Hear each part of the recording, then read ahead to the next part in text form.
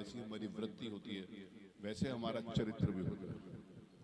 पूरी दुनिया में देखें तो बहुत सारे ऐसे देश हैं जहाँ पर वो लोग जन्म लेते हैं तो कहते हैं यहाँ पैदा हुआ तो जरूर खराब आदमी होगा, आतंकवादी होगा।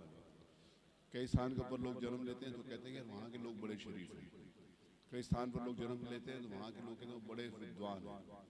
धरती माँ के ऊपर जो लोग जन्म लेते हैं कहते हैं विद्वान भी हैं, सुशील भी हैं, शील भी हैं, समर्पित हैं, संस्कारित भी हैं। सबसे बड़ा संस्कार होता है जो हमारे जीवन में।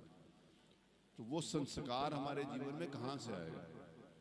यहाँ पर जो पूज्य व्यास जी महाराज जो कथा कह रहे हैं, ये सिर्फ कहानियाँ नहीं हैं, ये हमारा जीवन जीने का एक संकल्प है और जीवन जीने का एक सशक्त मार्ग है। जो अगर ये कहानी होती ना, मैं बहुत अवसरों पर इस बात को कहता हूँ कि अगर कहानी हो तो कहानियों में अगर सत्य नहीं होता तो उसको देखते नहीं है। कोई बहुत अच्छी पिक्चर हो तो वो देखने गए और देख कर आए तो किसी दूसरे दोस्त ने कहा चलो, तो कहते बहुत अच्छी पिक्चर है, तुम जाके देखो। उन्होंने कहा तुम भी चलो, मैं तो देख चुका हूँ। तो दोबारा नहीं देखते, लेकिन वो जिद करता है तो दोबारा चले जाते हैं। तीसरी बार तो नहीं जाते चाहे जितनी मर्जी अच्छी पिक्चर, क्योंकि उसमें सत्य नहीं होता। एक बार एक पिक्चर देख के हम दोबारा देखने की इच्छा नहीं करती कि बोर हो जाएंगे, लेकिन भगवान की कथा जितनी ज्यादा बार सुनते हैं उतना ज्यादा रस उसमें आता है और उतना ज्यादा रम जाते हैं उसमें, क्योंकि सत्य हुई। अगर वो सत्य ना हो तो फिर जो आज व्यास जी महाराज जो कथा कह रहे हैं तो हम लोगों को ज्यादा मजा आती है कि आज और अच्छी कथा गई आगे। तो ये मन से अच्छा लगता है, आत्मा से अच्छा लगता है।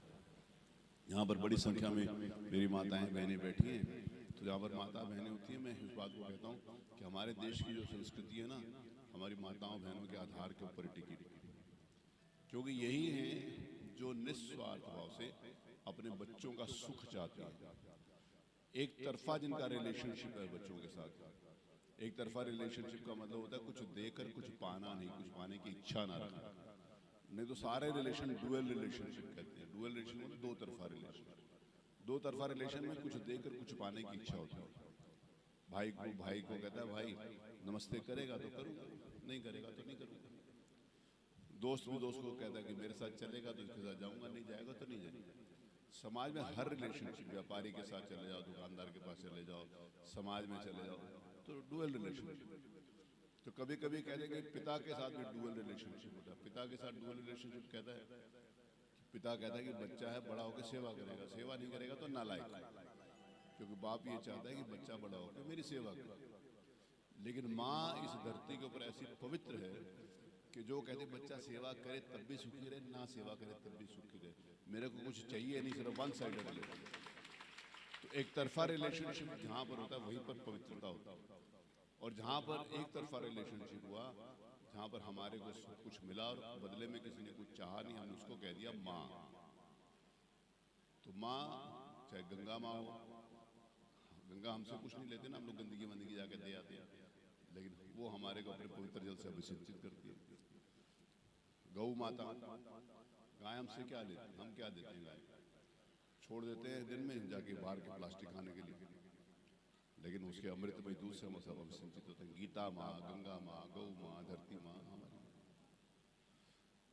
तो इसीलिए इस धरती के ऊपर माँ से अधिक पवित्र और कोई भी नहीं। माँ से संबंधित एक प्रसंग था, समय अवसर आने को मैं उसको भी कहता हूँ। लेकिन इन कथाओं का महत्व ये है कि हम सबको मालूम है कि महाराज जी भगवत कथा कह रहे हैं, और जिस समय इस धरती के ऊपर महाभारत हुआ था, कौरवों और पांडवों का युद्ध हुआ था, तो कौरवों और पांडवों के युद्ध में जिस समय भीम की गदा से दुर्योधन की जंगा के ऊपर लगी तो मृत्युशैया पर, तो मृत्युशैया पर जब थे दुर्योधन, तो द्रौपदी ने कहा मैं उनसे मिलने जाना चाहती हूँ, बात करने जाना चाहती हूँ। पहले शाम को युद्ध विराम हो जाता था, एक दूसरे से बात भी कर लेते हैं। आजकल तो उसने उसको घूर लिया तो बात बंद हो जाती है, घूरने से काम खत्म हो जाता है। तो गई द्रौपदी, तो द्रौपदी ने पूछा दुर्योधन से, हे तात, आप और पांडव, कौरव और पांडव, आपने एक ही परिवार में जन्म लिया, एक ही भीष्म पितामह की गोदी में अब बड़े पड़े, एक ही गुरुकुल में गुरु द्रोणाचार्य से आप सबने शिक्षा ग्रहण करी, तो आपको ये पता नहीं था कि धर्म क्या है और अधर्म क्या है। कहीं दूसरे स्कूल में पढ़े होते तो शायद वहां कुछ सिखाया होता। तो अधर्म और धर्म में आज भेद नहीं कर पाए। आप अधर्म के रास्ते के ऊपर चल पड़े, पांडव धर्म के रास्ते के ऊपर चले। तो जिस समय व्यक्ति मृत्युशैया पर होता है तो सच बोलता है। तो दुर्योधन ने कहा कि नहीं, मुझे पता था कि सत्य क्या है और असत्य क्या है, लेकिन मेरे मन का जो अहंकार था वो मुझे सत्य के रास्ते के ऊपर चलने से रोकता था। मेरे मन में जो ईर्ष्या थी भाइयों के प्रति थी, वो मुझे धर्म के रास्ते के ऊपर चलने से रोकता।